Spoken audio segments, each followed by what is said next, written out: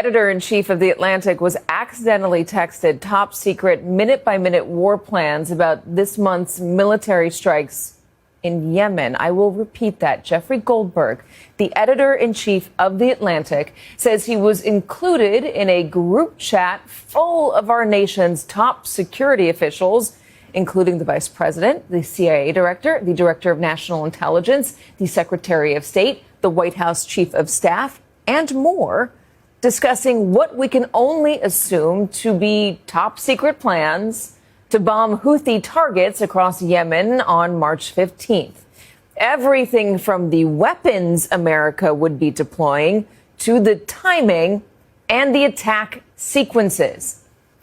It is so unfathomable that Goldberg himself wrote he was convinced it wasn't real, that maybe this was an AI prank, until the bombs actually started falling. Goldberg says it started when he received a Signal connection request from someone identifying as Mike Waltz, a national security advisor. Signal, by the way, is a secretive messaging app. After accepting that, Goldberg says he was added to the group known as Houthi PC Small Group. That was 2 days later. And it was full of this country's top security officials. Again, the vice president on down, all of who appeared to be unaware that a journalist was on the text chain. Am I wrong to say that this is completely bonkers?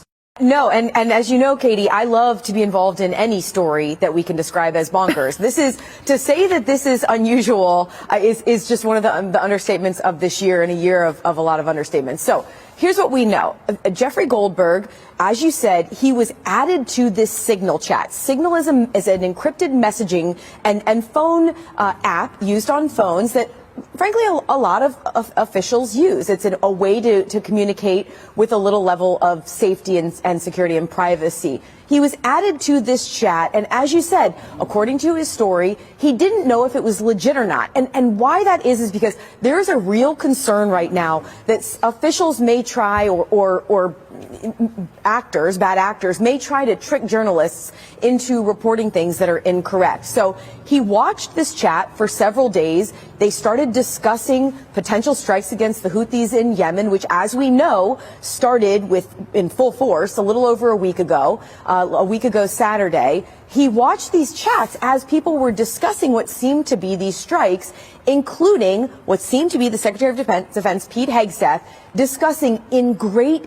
detail the strikes that were to occur and when they would start. And Jeffrey Goldberg explains that he sat in his car and listened and watched, and only moments after the strikes were supposed to occur, as laid out in this chat, in fact, the U.S. did start striking targets in Yemen. These Houthi targets, they have continued until even today. The U.S. continues to strike targets in Yemen. Now, why this is so unusual, I don't want to say unprecedented because we don't know what we don't know, Katie, but why this is so unusual is because this is extremely highly classified information about U.S. military movements and operations and targeting that would never be discussed on even an encrypted server, encrypted app like Signal. In fact, it's only supposed to be discussed either in person or on what's known as SIPRNet. That's a secure government system where they are allowed to discuss classified information.